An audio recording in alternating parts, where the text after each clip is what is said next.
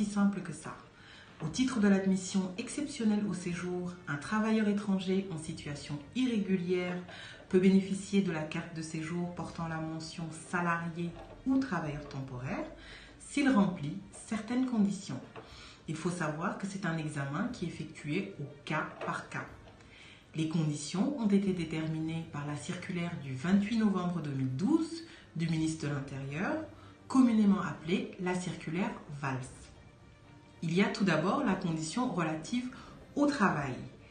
Vous devez avoir un contrat de travail ou une promesse d'embauche, mais également fournir le formulaire CERFA numéro 15186-01, qui est le formulaire de demande d'autorisation de travail pour un salarié étranger résident en France et qui est rempli par l'employeur.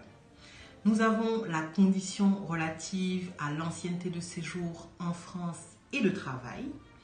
Vous devez être présent en France depuis au moins 5 ans et justifier d'une ancienneté de travail de 8 mois sur les 2 dernières années ou de 30 mois sur les 5 dernières années. À titre exceptionnel, vous pouvez demander la carte de séjour portant la mention salarié ou travailleur temporaire au bout de 3 années de présence en France si vous justifiez avoir travaillé au moins pendant 24 mois.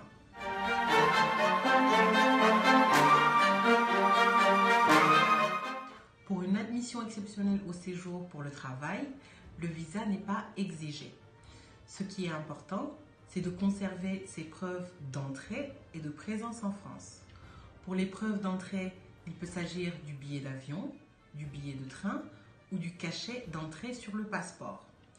Concernant les preuves de présence en France, il s'agit d'un ensemble de documents qui attestent de votre présence en France durant toute votre ancienneté de séjour, notamment une facture, un certificat médical, une lettre adressée par l'administration, un relevé bancaire ou des bulletins de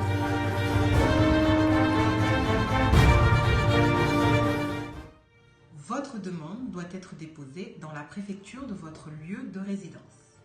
Le préfet examine le dossier et la demande d'autorisation de travail est instruite par les services de la main-d'œuvre étrangère de la Directe.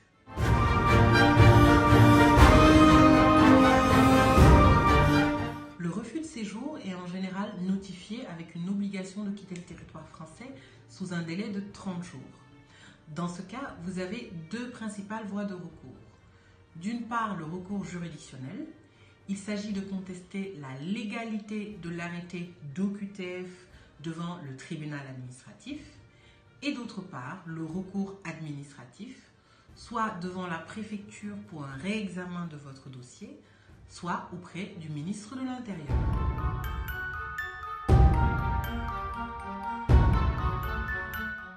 En conclusion, si vous remplissez l'ensemble des conditions précitées, vous pouvez valablement prétendre à la carte de séjour salarié ou travailleur temporaire. Cependant, si vous ne remplissez pas toutes ces conditions, vous pouvez tout de même demander une admission exceptionnelle au séjour qui sera examinée selon votre situation particulière.